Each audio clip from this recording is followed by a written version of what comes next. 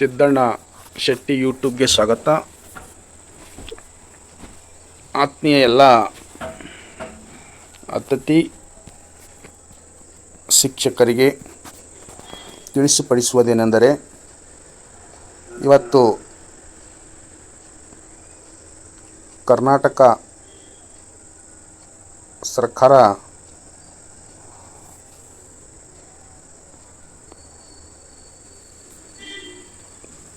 ಪ್ರಾಥಮಿಕ ಮತ್ತು ಪ್ರೌಢಶಾಲೆಗಳಲ್ಲಿ ಖಾಲಿ ಇರುವ ಬೋಧಕ ಹುದ್ದೆಗಳನ್ನು ನೇಮಕಾತಿ ಮಾಡಿಕೊಳ್ಳಲು ಒಂದು ನಡವಳಿಕೆಯನ್ನು ಬಿಡುಗಡೆ ಮಾಡಿದ್ದಾರೆ.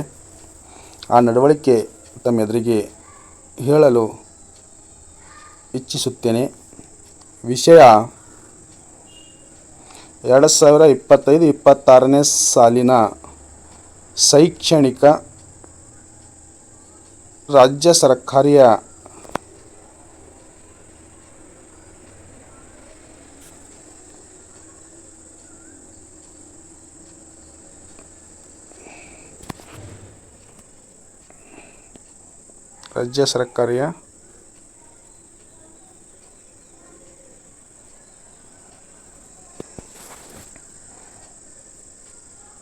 ಪ್ರಾಥಮಿಕ ಹಾಗೂ ಪ್ರೌಢಶಾಲೆಗಳಲ್ಲಿ ಖಾಲಿ ಇರುವ ಬೋಧಕ ಹುದ್ದೆಗಳಿಗೆ ಎದುರಾಗಿ ವಿದ್ಯಾರ್ಥಿಗಳ ಶೈಕ್ಷಣಿಕ ಹಿತದೃಷ್ಟಿಯಿಂದ ತಾತ್ಕಾಲಿಕವಾಗಿ ಅತಿಥಿ ಶಿಕ್ಷಕರನ್ನು ನೇಮಕ ಮಾಡುವ ಬಗ್ಗೆ ಇಲ್ಲಿ ಓದಲಾಗಿದೆ.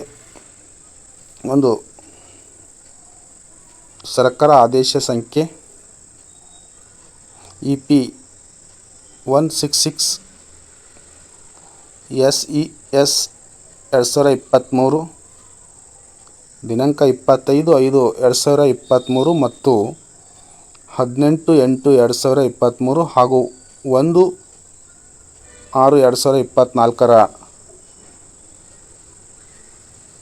ಎರಡನೇದು ನಿರ್ದೇಶಕರು ಪ್ರಾಥಮಿಕ ಶಿಕ್ಷಣ ಆಯುಕ್ತ ಕಚೇರಿಯ ಶಾಲಾ ಶಿಕ್ಷಣ ಇಲಾಖೆ ಬೆಂಗಳೂರು ಇವರ ಪತ್ರದ ಸಂಖ್ಯೆ DPI-CPI 03-1/2025.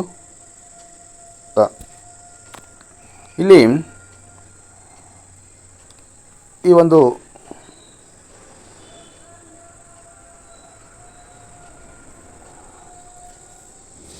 ಎರಡು 2024-25ನೇ ಶೈಕ್ಷಣಿಕ ಸಾಲಿನ ಸರ್ಕಾರಿ ಪ್ರಾಥಮಿಕ ಮತ್ತು ಪ್ರೌಢಶಾಲೆಯಲ್ಲಿ ಖಾಲಿ ಇರುವ ಶಿಕ್ಷಕರ ಹುದ್ದೆಗಳಿಗೆ ಎದುರಾಗಿ ಸರ್ಕಾರಿ ಪ್ರಾಥಮಿಕ ಶಾಲೆಯಲ್ಲಿ 35,000 ಅತಿಥಿ ಶಿಕ್ಷಕರು ಮತ್ತು ಸರ್ಕಾರಿ ಪ್ರೌಢಶಾಲೆಗಳಲ್ಲಿ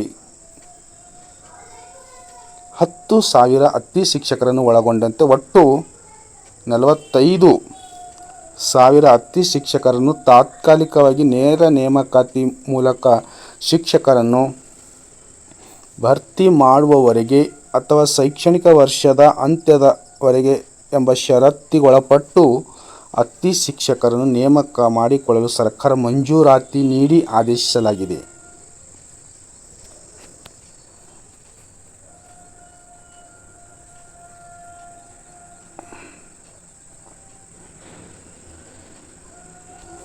ಈ ಒಂದು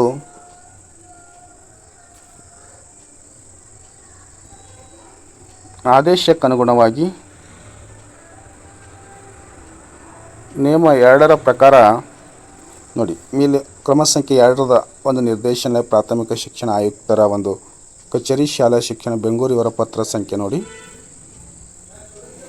ಇಡೀ ರಾಜ್ಯ ತುಂಬ ಏಕರೂಪದ ಮಾರ್ಗಸೂಚಿಯನ್ನು ನಿಗದಿಪಡಿಸಿ ದಿನಾಂಕ 29/5/2025 ಶಾಲೆಗಳು ಪ್ರಾರಂಭವಾಗಲಿದ್ದು, ಅದರಂತೆ 2025-26ನೇ ಸಾಲಿನ ಪೂರ್ವ ನಿಗದಿಯಂತೆ ಶಾಲಾ ಶೈಕ್ಷಣಿಕ ಚಟುವಟಿಕೆಗಳು ಪ್ರಾರಂಭಿಸಿ ನಿರ್ವಹಣೆ ಮಾಡಬೇಕಾಗಿದ್ದು, ಶಾಲಾ ಪ್ರಾರಂಭದ ದಿನವೇ ಶಾಲೆಯಲ್ಲಿ ಖಾಲಿ ಇರುವ ಬೋಧಕ ಹುದ್ದೆಗಳಿಗೆ ಎದುರಾಗಿ ವಿದ್ಯಾರ್ಥಿಗಳ ಶೈಕ್ಷಣಿಕ ಹಿತದೃಷ್ಟಿಯಿಂದ ಖಾಯಂ ಶಿಕ್ಷಕ ನೇಮಕವಾಗುವವರೆಗೆ ಅಥವಾ ಶೈಕ್ಷಣಿಕ ವರ್ಷದ ಅಂತ್ಯದವರೆಗೆ ಯಾವುದೇ ಮೊದಲು ಅಲ್ಲಿಯವರೆಗೆ ಶಿಕ್ಷಕರ ಕೊರತೆಯನ್ನು ನೀಗಿಸುವ ದೃಷ್ಟಿಯಿಂದ ತಾತ್ಕಾಲಿಕ ಅತಿಥಿ ಶಿಕ್ಷಕರ ನೇಮಕಾತಿ ಮಾಡಿಕೊಳ್ಳುವ ಅನಿವಾರ್ಯತೆ ಇದ್ದು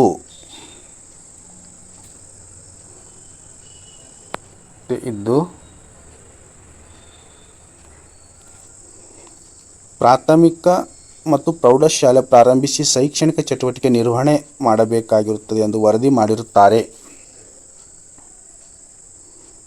ರಾಜ್ಯ ಸರ್ಕಾರಿ ಪ್ರಾಥಮಿಕ ಮತ್ತು ಪ್ರೌಢಶಾಲೆಯ ಖಾಲಿ ಇರುವ ಬೋಧಕ ಹುದ್ದೆಗಳಿಗೆ ಎದುರಾಗಿ ಶೈಕ್ಷಣಿಕ ವರ್ಷದ ಪ್ರಾರಂಭದಲ್ಲೇ ಅತಿಥಿ ಶಿಕ್ಷಕರ ಶಾಲೆಗೆ ಲಭ್ಯಪಡಿಸಿದಲ್ಲಿ ವಿದ್ಯಾರ್ಥಿಗಳ ಶೈಕ್ಷಣಿಕ ಬೋಧನಾ ಪ್ರಕ್ರಿಯೆ ಅನುಕೂಲವಾಗುತ್ತದೆಂಬ ಅಂಶದೊಂದಿಗೆ ರಾಜ್ಯ ಸರ್ಕಾರಿ ಪ್ರಾಥಮಿಕ ಶಾಲೆಗಳಿಗೆ 45,000 ಹಾಗೂ ಪ್ರೌಢಶಾಲೆಗಳಿಗೆ 11,000 ಒಟ್ಟು 56,000 ಅತಿಥಿ ಶಿಕ್ಷಕರ ನೇಮಕಾತಿ ಮಾಡಿಕೊಳ್ಳಲು ಕೋರಿ ಸರ್ಕಾರಕ್ಕೆ ಪ್ರಸ್ತಾವನೆ ಸಲ್ಲಿಸಿರುತ್ತಾರೆ.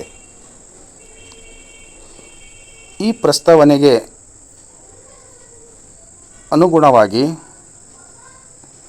ಸಲ್ಲಿಸಿರತಕ್ಕಂಥ ಪ್ರಸ್ತಾವನೆಯನ್ನು ಪರಿಶೀಲಿಸಲಾಯಿತು. ರಾಜ್ಯದ ಸರ್ಕಾರಿ ಪ್ರಾಥಮಿಕ ಶಾಲೆಯಲ್ಲಿರುವ ಬೋಧಕ ಹುದ್ದೆಗಳಿಗೆ ಹಾಗೂ ಸರ್ಕಾರಿ ಪ್ರೌಢಶಾಲೆಯಲ್ಲಿರುವ ಬೋಧಕ ಹುದ್ದೆಗಳಿಗೆ ಎದುರಾಗಿ ವಿದ್ಯಾರ್ಥಿಗಳ ಶೈಕ್ಷಣಿಕ ದೃಷ್ಟಿಯಿಂದ ಅತಿಥಿ ಶಿಕ್ಷಕರನ್ನು ತಾತ್ಕಾಲಿಕ ನೇಮಕಾತಿ ಮಾಡಿಕೊಳ್ಳಲು ನಿರ್ಧರಿಸಲಾಯಿತು. ಈ ಒಂದು ನಿರ್ಧಾರ ಮಾಡಿಕೊಂಡು ಏನು ಮಾಡಿದ್ದಾರೆ ಅಂತಂದರೆ, ಅದಕ್ಕೆ ಅನುಗುಣವಾಗಿ ಸರ್ಕಾರ ಏನು ಮಾಡ್ತು, ಆ ಒಂದು ಆದೇಶವನ್ನು ಸರ್ಕಾರ ಪರಿಶೀಲನೆ ಮಾಡಿ ಆ ಪ್ರಸ್ತಾವನೆಯನ್ನು ವಿವರದ ಹಿನ್ನೆಲೆಯ ಅಂಶಗಳನ್ನು ತಿಳಿದುಕೊಂಡು 2025-26ನೇ ಶೈಕ್ಷಣಿಕ ಸಾಲಿಗೆ ಸರ್ಕಾರಿ ಪ್ರಾಥಮಿಕ ಮತ್ತು ಪ್ರೌಢಶಾಲೆಯಲ್ಲಿ ಖಾಲಿ ಇರುವ ಶಿಕ್ಷಕರನ್ನು ನೇರ ನೇಮಕಾತಿ ಮೂಲಕ ಶಿಕ್ಷಕರನ್ನು ಭರ್ತಿ ಮಾಡುವ ಅಥವಾ ವರ್ಷದ ಅಂತ್ಯದವರೆಗೆ ಎಂಬ ಷರತ್ತುಗೊಳಪಟ್ಟು ಈ ಒಂದು ಮಂಜೂರಾತಿ ಆದೇಶ ನೀಡಿದರೆ ಇಲ್ಲಿ ನೋಡಿ, ಮಂಜೂರಾತಿ ಆದೇಶ ನೀಡಿದ ಆದೇಶ ಕ್ರಮ ಸಂಖ್ಯೆ 1 ಶಾಲೆ ವಿವರ ಶಿಕ್ಷಕರ ಸಂಖ್ಯೆ 1ರಲ್ಲಿ ಸರ್ಕಾರಿ ಪ್ರಾಥಮಿಕ ಶಾಲೆಗಳಲ್ಲಿ 40,000, 2ನೇ ಸರ್ಕಾರಿ ಪ್ರೌಢಶಾಲೆಗಳಲ್ಲಿ 11,000 ಒಟ್ಟು 51,000. ಈ ಒಂದು 51,000 ಇದು ಶಿಕ್ಷಕರಿಗೆ ಆರ್ಥಿಕ ಇಲಾಖೆ